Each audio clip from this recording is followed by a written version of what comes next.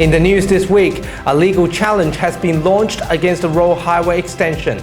And one of Australia's serial sex offenders has been sentenced to almost 10 years behind bars. This is the Evening News with Ivan Lowe and Daniel Staniscott. Good evening. Local residents continue their protest against Row 8 after community groups launched legal action against the state government.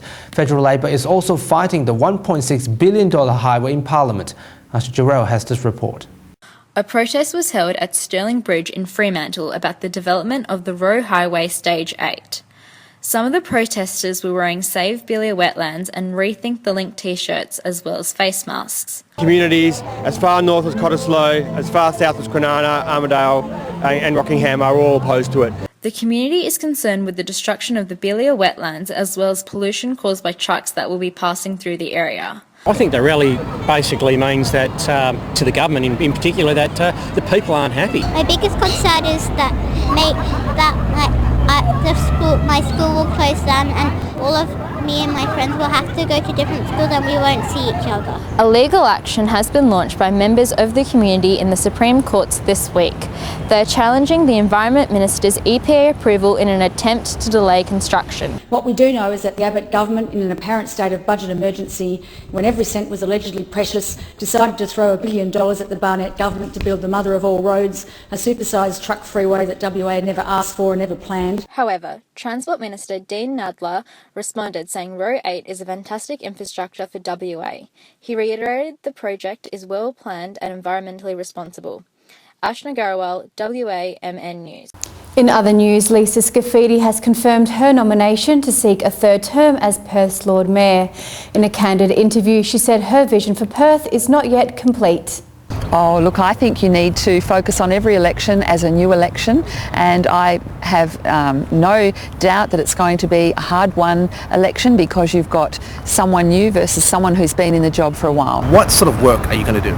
Well, I believe that there is still a lot of work to be done. We are in the middle of the vision, which was Get Perth Moving, a focus on vitality and enhanced livability in our city. So I suppose it's up to the voters to either stay with the current footy team and the captain or to change that team and captain midway through the game. Reece Hartley is calling for more transparency within local government. Yes. What's your view on that? Look, that's a great start from Councillor Harley. I actually have been championing that idea internally at Council. I think in a time when you're expecting people to be working long hours supporting them, you need to have appropriate reimbursement of justifiable expenses. So it needs to be able to sort of stand the pub test. Is it true that you can't get a good mayor without good money?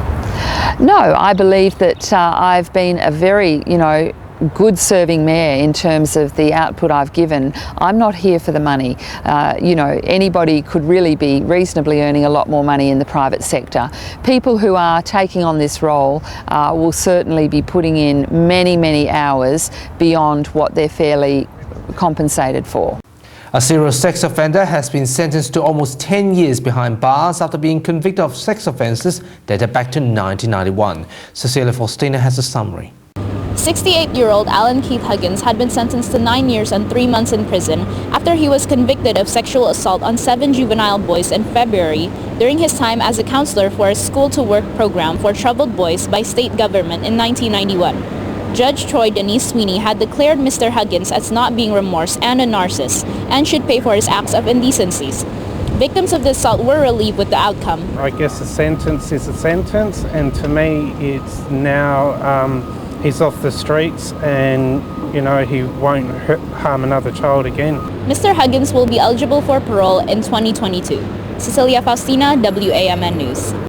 A historic $320 million worth of methamphetamines was seized by WA Police and the ACC, said to be the largest seizure in the state's history. Authorities also seized more than $1.4 million worth of cash during the operation. A search warrant was executed on 2 properties and a hotel suite, resulting in the arrest of 4 Hong Kong nationals aged 18, 19, 21 and 26. Sadly, we know in Western Australia, as we do across the nation, that we have a growing problem with crystal methamphetamine, better known as the street name of ice. And we are determined to do all we can to stop the organised criminals who peddle in this misery. Singapore's ruling People's Action Party was re-elected after it secured 83 seats during this week's general election. Almost 2.5 million Singaporeans were eligible to vote for 89 members of parliament. It's an historic moment for the island nation due to a dramatic upsurge of support for the opposition. Despite this, the Workers' Party only managed to win 6 seats.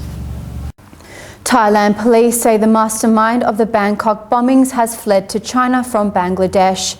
At the same time, Bangladesh authorities confirmed the suspect stayed in the country for 2 weeks before boarding a flight to Beijing on August 30th.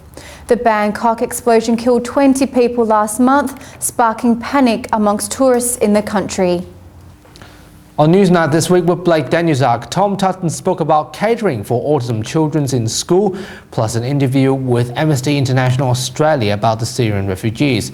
Be sure to listen to Newsnight every Thursday from 5 p.m. on Yes FM and online. And those are the stories you need to know this week. We have the latest news on our website. Until we see you again next Sunday, good night.